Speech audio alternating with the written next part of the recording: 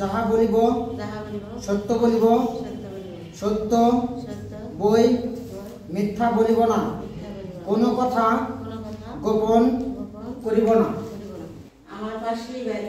জয়পুরহাটে দিন দিন গ্রাম আদালতের জনপ্রিয়তা বাড়ছে। জয়পুরহাটের জেলার 5টি উপজেলার 32টি ইউনিয়নের যে প্রত্যন্ত গ্রাম অঞ্চলে যে মানুষগুলো রয়েছে, সেই মানুষগুলো কিন্তু আস্থার জায়গা তৈরি হচ্ছে এই গ্রাম আদালত।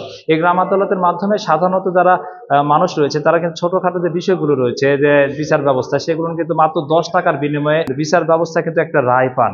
আর বিষয়টি হচ্ছে যে জয়পুরহাটে যে জেলা আদালত রয়েছে, যে জেলা আদালতে গেলে কিন্তু যে হয়রানির শিকার হন, মামলার জট থাকে, এখানে গেলে আইনজীবীর একটা খরচ হয়, পরিবহন খরচ হয়, সেই কারণে কিন্তু সাধারণ যে মানুষগুলো রয়েছে তারা কিন্তু এই গ্রাম আদালতকে কিন্তু বেছে নিয়েছে।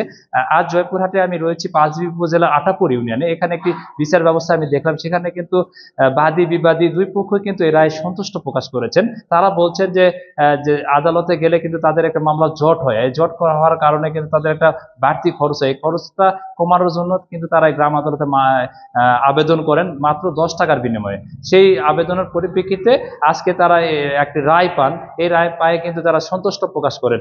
আমি গ্রাম আদালতে 10 টাকা খরচা করে আদালতে বিচার দিছিলাম। আমাদের বিচারটা খুব সুষ্ঠুভাবে হয়েছে, খুব সুন্দরভাবে হয়েছে। আমি আমার সুষ্ঠুভাবে বিচার পাইছি, এতেই আমি খুশি। আসুন আমরা অটিজম সম্পর্কে জানি, না বুঝেই ওদেরকে বোঝা না মনে করি। বাড়ির পাশে আটাপুর ইউনিয়ন পরিষদ গ্রাম আদালতে মেম্বার চেয়ারম্যান সকলেই দেখলাম গ্রাম আদালতে যে বিচার কার্যকলাপ অনেক সুন্দর এবং অল্প সময়ের মধ্যে আমরা এটা সমাধান পেয়েছি।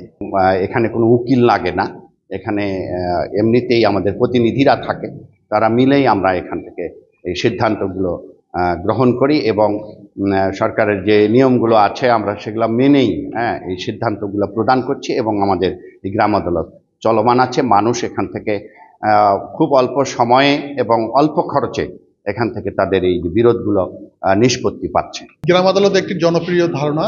2006 সালে গ্রাম আদালত আইনের মাধ্যমে গ্রাম আদালতটি প্রতিষ্ঠিত হয়। এর পর থেকে সমগ্র দেশে ইউনিয়ন পর্যায়ে গ্রাম আদালত চলমান আছে এবং এটি জনপ্রিয় এই কারণেই যে আমাদের প্রত্যন্ত অঞ্চলে এই আদালতটি পরিচালিত হয় এবং এর মাধ্যম দিয়ে আমরা ছোট্টখাট্ট বিষয়গুলো যাতে করে আদালতে না গড়ায়, এই বিষয়গুলো আমরা নিষ্পত্তি করতেছি এবং এই কার্যক্রম যদি চলমান থাকে তাহলে আমরা আশাবাদী যে অনেক পেরেশানির থেকে এবং হয়রানির থেকে আমাদের সমাজ রক্ষা পাবে।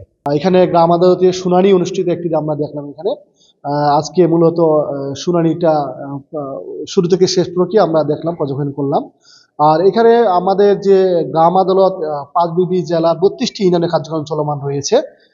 আর এখানে এটা মূলত বাংলাদেশ সরকারি এটি প্রকল্প, ইউএনডিপি এবং ইউরোপীয় ইউনিয়ন মূলত টেকনিক্যাল বা কারিগরি সহযোগিতা দিয়ে যাচ্ছে, আর ইএসডিও মাঠ পর্যায়ে সহযোগী সংস্থা হিসেবে কাজ করে যাচ্ছে। মূলত এটা কি যেন সাধারণ মানুষ ন্যায় বিচার পায়, গ্রাম আদালত সম্পর্কে জানে, গ্রাম আদালতমুখী যেন মানুষগুলো হয়, উচ্চ আদালতে যেন না যায়, হয়রানি যেন না হয়, এই সাধারণ মানুষগুলোকে আমরা গ্রাম আদালতমুখী করার জন্য আমরা কাজ করে যাচ্ছি।